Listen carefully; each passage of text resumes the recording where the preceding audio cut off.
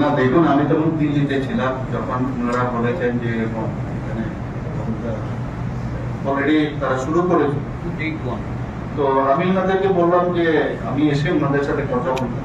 তো সেদিন আমি কথাও বলেছি এবং কথা বলার পরে দেরি আছে এবং সবকিছুরই একটা রুলস রেগুলেশন আছে, যা মানে অ্যাকর্ড হয়েছে সে অ্যাকর্ড অনুযায়ী কে কি কাকে কিভাবে চিহ্নিত করা হবে তার বাইরে তো যাওয়া যাবে না। তো ওনার কিন্তু আমার সামনে এসে বললো যে ঠিক আছে আমরা আর কিছু কিছু বলছি, কিছু কিছু উইন্ডো আছে, সে উইন্ডোর মধ্যেও কিন্তু সে উইন্ডোটাও কিন্তু এই যে আইন আছে আইনের মধ্যে রয়েছে।